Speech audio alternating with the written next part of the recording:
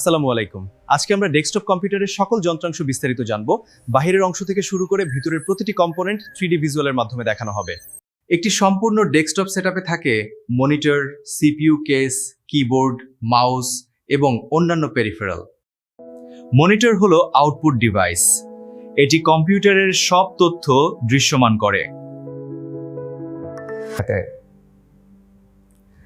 এই কেসের ভিতরেই থাকে মূল যন্ত্রাংশগুলো। মাদারবোর্ড হলো কম্পিউটারের প্রধান সার্কিট বোর্ড। সব যন্ত্রাংশ এখানে সংযুক্ত থাকে।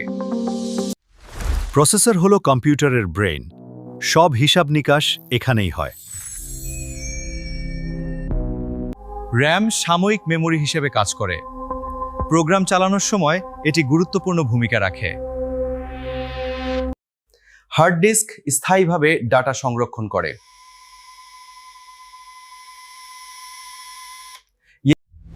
এসএসডি দ্রুত গতির storage device. Power supply unit বিদ্যুৎ সরবরাহ করে।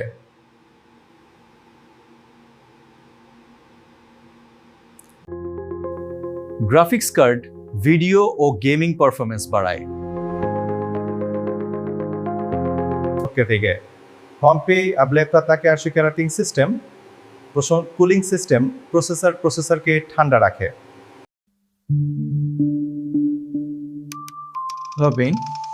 নেটওয়ার্ক কার্ড ইন্টারনেট সংযোগ দেয়। অপটিক্যাল ড্রাইভ সিডি বা ডিভিডি পড়তে ব্যবহৃত হয়। এইটা হলো কিবোর্ড। কিবোর্ডের মাধ্যমে আমরা কম্পিউটারে টাইপিং করি, কমান্ড দেই এবং বিভিন্ন কাজ সম্পন্ন করি। মেকানিক্যাল কিবোর্ডে আলাদা সুইচ থাকার কারণে টাইপিং এক্সপিরিয়েন্স আরো ভালো হয়। এইটা হলো মাউস। মাউসের মাধ্যমে আমরা স্ক্রিনে কার্সর নিয়ন্ত্রণ করি, ফাইল ওপেন করি এবং বিভিন্ন কমান্ড দেই। অপটিক্যাল মাউস নিচে থাকা সেন্সরের মাধ্যমে মুভমেন্ট বুঝে কাজ করে। এটা হলো ডেস্কটপ স্পিকার। স্পিকারের মাধ্যমে আমরা কম্পিউটার থেকে গান, ভিডিও বা অন্য যে কোনো অডিও পরিষ্কারভাবে শুনতে পারি। ভালো মানের স্পিকার হলে সাউন্ড কোয়ালিটি অনেক উন্নত হয়। আরাসাং পেন অ্যাডাপ্টার, ইউএসবি, এইচডিএমআই সহ বিভিন্ন পোর্ট সংযোগের কাজ করে। বায়োস এলদেস কম্পিউটার নিখানে দেয়।